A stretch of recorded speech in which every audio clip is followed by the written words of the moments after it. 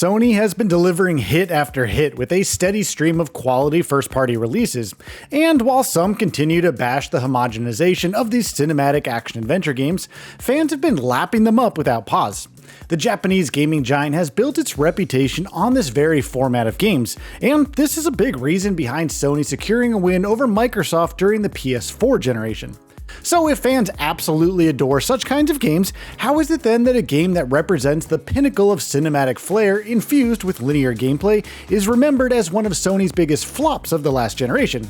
We are, of course, talking about developer Ready at Dawn's 2015 release, The Order 1886. Cypher, stay back. Bugger safety.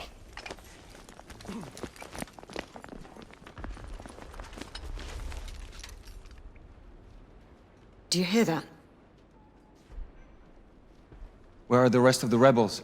Exactly.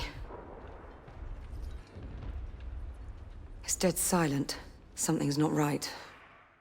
With a Metacritic score of just 63 and underwhelming sales figures, it's no surprise that The Order 1886 didn't exactly resonate with fans when it was first released in 2015. But was it a game that was ahead of its time? Was it actually deserving of the criticism that players bestowed upon it back then? And most importantly, how does it hold up against the pool of current AAA releases and trends? With this feature, we try to find out exactly that as we revisit The Order 1886 more than 10 years later.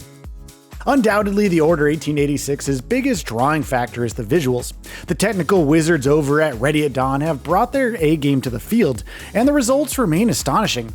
The Order 1886 looked better than almost any game on the market upon its release, and it surprisingly holds up to this date. It offers a unique mix of technical tapestry intertwined with great art direction, resulting in a crisp image with a lot of personality. The Order 1886 can really seat you in its world, all thanks to a thick layer of atmosphere that can confidently stand toe-to-toe against the best games of this generation. Thick volumetric smoke trailing from chimneys, impressive clouds, large draw distances, and highly detailed textures all come together to create a very convincing look of Victorian London that you can gawk at for hours upon end. In a similar vein, The Order 1886 also impresses with its character designs. Every character model has been created with painstaking attention to detail, right from the dense skin meshes to physically based materials for rendering, and realistic animations to go along with it. Nailing that element of the presentation was also quite important because The Order 1886 has a lot of slow sections where you have to just leisurely stroll across cobbled streets and alleyways, or sit through minutes of conversations and cutscenes. Now, on the gameplay side, The Order 1886 presents a rather simple suite of mechanics. In between exploration and exposition, you have to fight groups of enemies using your long-range weapons. Each firefight is a rapid exchange of hiding behind pieces of cover, shooting in short windows, and then waltzing back to cover to heal up your wounds. It works on a functional level, but there isn't much depth to these mechanics, which becomes a major point of frustration as you progress further and further into the story. Let's move.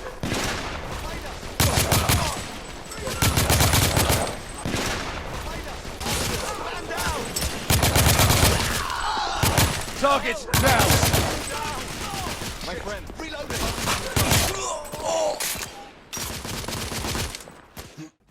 The Order 1886 doesn't pull many tricks up its sleeve to make the combat really interesting, which is sad because there is definitely some potential that could have been squeezed out of this set of mechanics through elements like varied enemy designs. You can see such glimpses of hope during one-off fights with aggressive monsters that force you to play differently, but such cases are too far spread out to really make any difference in the grand scheme of things. Apart from getting new weapons, The Order 1886 doesn't feature any character progression systems where you could use skill points to unlock any new abilities. The monotonous loop of dancing between cutscenes, exploration, and firefights can start to grow old quickly, making it all a rather underwhelming experience as you crawl to the end credits. And what makes this whole ordeal more baffling is the fact that The Order 1886 takes only 6 to 8 hours to roll the credits. Again, we are not going to have a long argument here about the game length and the economics of the experience, but just the feeling of being exhausted by the mechanics in such a short-lived game is not something that's a positive, at least in my book. But the silver lining to all of this is that the story is worth seeing through to the end credits. In addition to just looking great all around, the characters are also well written, which makes them interesting to notice as new conspiracies and plot lines start to come into the picture. The narrative pacing is on point, but the aforementioned monotony of gameplay does mar those strengths down by a significant margin. In all of totality, the Order 1886 presents a rather curious case. It definitely had a lot of potential to be something different yet worthwhile, but most of that potential was turned to waste by account of the developer leaning too much into the cinematic aspect of the presentation, perhaps to its own very fault. You see, the Order 1886 was released at a time when open-world games and multiplayer-centric titles were all the rage, and the market wasn't really generous to such smaller-scale experiences that only lasted for a handful of hours, in exchange for a full retail price. But jump to the current gaming landscape, the recent revival of the AA market, and subscription services like Game Pass or PS Plus have allowed developers to create such smaller-scale experiences to better degrees of success. What is it? Who's Percival talking to? No one. Just some old sod off the street. Well, let's move. It's only a matter of time before the Lycans regroup and return. We have seen plenty of games with similar runtimes and simple mechanics garnering mainstream success in the market lately, and Hellblade's Senua's Sacrifice comes to mind as one such example.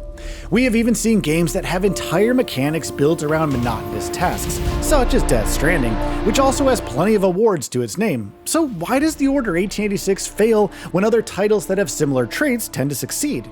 Well, a big reason why that is the case is the developers insistent on adapting flaws from a different medium of entertainment, and not taking full advantage of what video games have to offer. The Order 1886 tries so hard to create a cinematic experience, right from capping its frame rate to 30 FPS, to adapting a different aspect ratio, to crafting linear ghost train rides, and much more. But what makes video games so special and different from other forms of entertainment is the interactivity it has to offer. On your mark. 3, Can't even tell we're airborne when I'm back in the hold. 1. But here,